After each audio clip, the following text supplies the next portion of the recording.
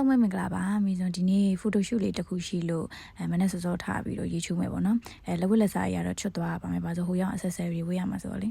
ဒါကရေချိုးကောင်းလျှော်ပြီးပါပြီပြီးရင်တော့ sunscreen လေးတစ်မျိုးပဲလိမ့်သွားပါမယ် make up ကဟိုရောက်မှပြင်ရမှာဆိုတော့လေပြီးတော့နှာခမ်းလေးကိုလည်းဒီအစီလေးပပလေးပဲဆုပ်သွားပါမယ်ဒါလေးကတော့ outfit ချက်ပါမိစုံနည်းနည်းလေးနောက်ကျနေပြီဆိုအပေါ်ဆုံးဟာလေးဆွဲဝတ်လိုက်ပါတယ်ကဲရောက်တော့မယ်မိစုံသွားနေပါပြီရှင်မိစုံသွားတာကတော့ extraordinary you ဆိုတဲ့ studio မှာဓာတ်ပုံသွားရတာဖြစ်ပါတယ်အခုပထမဦးဆုံးအဝတ်လေးယူရမယ်ပေါ့နော်အဝတ်တွေကအရန်လှတွေအရန်များလုံးလို့မိစုံလည်းလုံးဝမရွေးတတ်တော့လေအဲ့ရညီမလေး recommend ပေးတဲ့ဟာလေးပဲဝတ်လိုက်ပါတယ်ဒီနေ့သွားခဲ့တာဘယ် service ကိုမိစုံအကြိုက်ဆုံးလဲဆိုရင်တော့အမှလေးမြက်ကပ်မှန်လက်သေးတူနောက်ဆုံး silicone bra တို့ခြေအိတ်တို့ဖက်နှက်ကအစပေါ့နော်ခေါင်းစာခြေဆုံးလုံးဝ support ပေးထားလိမ့်မယ်ဆိုအရန်သဘောကျတယ်တကယ်လို့ကိုကရိုက်ချင်နေဆိုရင်လူကိုယ်တိုင်ပဲသွားဖို့လိုပါတယ်ဘာပစ္စည်းမှယူသွားစရာမလိုဘူးပေါ့နော် make up နဲ့သပင်ကလည်းတကယ်ကိုအရန်လိုက်ပြီးတော့အရန်ကိုလှလွန်းလို့တင်တန်းတွေပါမဖွင့်ဘူးလားဆိုပြီးတော့မိစုံမေးခဲ့သေးရပေါ့ခေါင်းစာခြေဆုံးလိုက်ပြီးတော့ view site ပေးတဲ့အပြင်လက်သေးတူလေးအစတေချာကတ်ပေးတာပေါ့နော်အဲ့တော့လုံးဝ princess စာပဲ move on နေပြီပေါ့နော်ဒါလေးကတော့မိစုံရိုက်ခဲ့တဲ့ပုံစံလေးပါပုံလေးတွေရတဲ့အခါကျရင်လည်းတင်ပေးပါမယ်ရှင်